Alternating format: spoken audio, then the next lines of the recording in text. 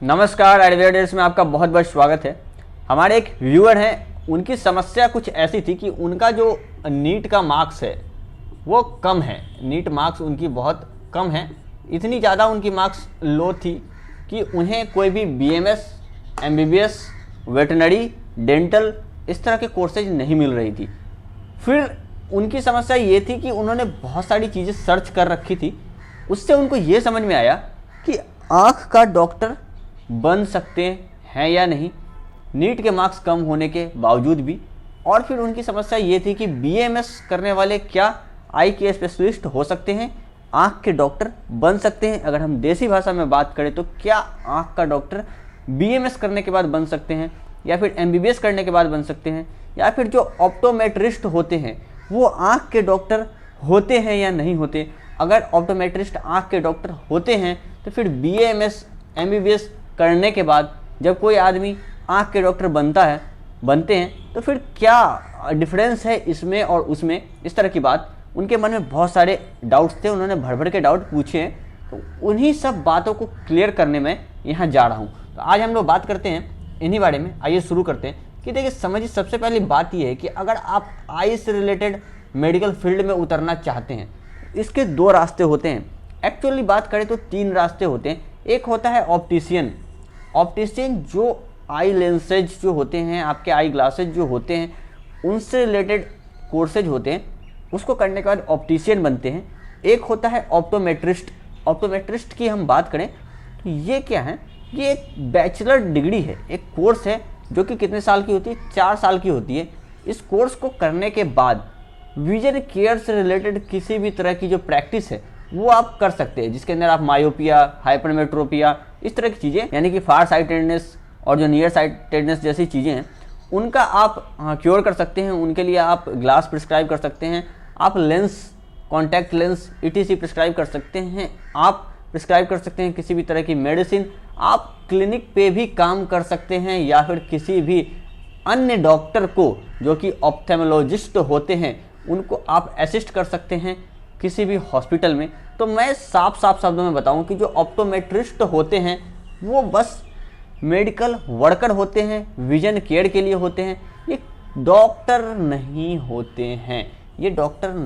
हैं, इस तरह की बात है। स्पष्ट शब्दों में बताऊं तो आप ऑप्टोमेट्रिस्ट कर सकते हैं। इनका बिल्कुल वैसा ही लगभग काम है जो कि एक ऑप्थेल्मोलॉजिस्ट की होती है, बिल्कुल आप कर सकते हैं, बहुत अच्छी कोर्स है। लेकिन ऑप्टोमेट्रिस्ट जो हैं वो डॉक्टर नहीं होते हैं, और ना ही ऑप्टोमेट्रिस्ट किसी भी तरह की कोई सर्जरी परफॉर्म कर सकते हैं। इस तरह की बात है, सर्जरी भी परफॉर्म नहीं कर सकते हैं। अब बात करते हैं फिर ऑप्थेमोलॉजिस्ट कौन है और कैसे बीएमएस के अंदर भी आप ऑप्थेमोलॉजिस्ट बन सकते हैं, बिल्कुल वैसे ही जैसे कि आप एमबीबीएस करने के बाद बनते हैं। यानी कि ऑप्थेल्मोलॉजिस्ट जो है एक्चुअल में क्या होता है, डॉक्टर होता है। आड़ी बात समझ में क्या, आंखों का डॉक्टर जिसे आप कह रहे हैं, आप बनना चाहते हैं, वो ऑप्थेल्मोलॉजिस्ट होते हैं, जो कि आप एमबीबीएस या फिर बीएमएस इनको करने के बाद बड़ी आसानी से बन सकते हैं। अगर कोई बंदा एमबीबीएस भी कर लेता है तो भी वो अपने आप को आंखों का डॉक्टर नहीं कह सकता जब तक कि वो स्पेशलाइजेशन नहीं कर लेता इससे रिलेटेड कोर्सेज में, जो तब जाके वो स्पेशलाइज्ड आंखों के डॉक्टर बनते हैं, जिन्हें हम मेडिकल टर्म में कहते हैं ऑप्थेल्मोलॉजिस्ट। आड़ी बात समझ में। अब समझिए बात, अगर आप बीएमएस की कोर्स करते हैं तो ठीक वैसे ही एमबीबीएस करने के बाद जैसे आप स्पेशलाइजेशन लेते हैं आई के लिए, वैसे ही बीएमएस की कोर्स कंप्लीट करने के बाद, जो कि आपका 5 साल का होता है, 5.5 साल का होता है, 4.5 साल की पढ़ाई और 1 साल की इंटर्नशिप होती है, उसके बाद आपको स्पेशलाइजेशन करना होता है, जिसके बाद आपको सर्जरी भी अलाउड होती है। यानी कि ईएनटी के अंदर, जिसे आयुर्वेद में कहते हैं सालक के तंत्र, आपको पोस्ट ग्रेजुएशन करना होता है। अगर आप एमएस करते हैं यानी कि मास्टर इन सर्जरी करते हैं तो भी आप स्पेशलाइज होते हैं सर्जरी परफॉर्म करने के लिए, आई से रिलेटेड कोई भी सर्जरी। यानी कि सालक के तंत्र एक ऐसा विभाग है जिसके अंदर आप बीएमएस में ईएनटी स्पेशलिस्ट हो जाते हैं, आप एक ऑप्थेल्मोलॉजिस्ट बन जाते हैं। एमबीबीएस करने के बाद भी सेम प्रोसीजर होती है, बट सालक के तंत्र जो एक टर्म है ये आयुर्वेद से रिलेटेड है, जिसका इंग्लिश में आज के मॉडर्न डेट में मतलब होता है ईएनटी। तो कुल मिला के बात यही है कि अगर आपको आंखों का डॉक्टर बनना है तो आपके पास नीट में मार्क्स इतने अच्छे होने चाहिए कि आपको BMS या फिर MBBS मिल सके, बाद में आप स्पेशलाइजेशन कर सके, उतनी अच्छी आप तैयारी कीजिए कि आप अपने आगे की जो पढ़ाई है, जो मास्टर्स हैं आपका, वो आप कंप्लीट करें ENT से रिलेटेड, तभी आप ऑप्थेल्मोलॉजिस्ट बन सकते हैं। नहीं तो मार्क्स कम होने के बाद भी बहुत सारे ऐसे कॉलेज हैं, प्राइवेट कॉलेज हैं, जो ये 4 साल का कोर्स आपको ऑप्टोमेट्रिस्ट का कराते हैं, BSc ऑप्टोमेट्रिक कराते हैं।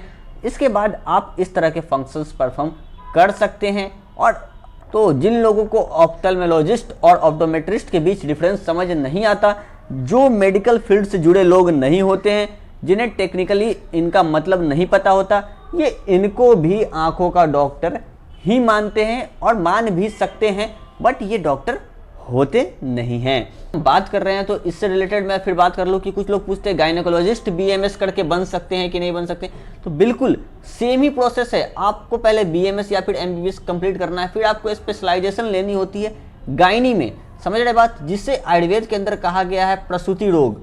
समझ रहे बात, स्त्री प्रसूति रोग होती है, उसके अंदर आपको स्पेशलाइजेशन करना होता है, जो कि आयुर्वेद की गायनी होती है। समझ रहे बात, तो उसके अंदर स्पेशलाइजेशन लेने के बाद आप क्या बन जाते हैं, एक गायनेकोलॉजिस्ट बन जाते हैं। तो कोई भी बंदा सबसे पहले इन दोनों कोर्स को करने के बाद ही एक्चुअल में कोई स्पेशलाइज डॉक्टर बन सकता है। यानी कि बिना कोई मेडिकल कोर्सेज किए आप नहीं कह सकते कि आप किसी चीज़ के स्पेशलाइज डॉक्टर बन गए हैं। ये सभी कोर्सेज जो होते हैं, ये आपको वर्क करने के लिए, असिस्ट करने के लिए काफ़ी होती हैं, बट एज ए डॉक्टर नहीं।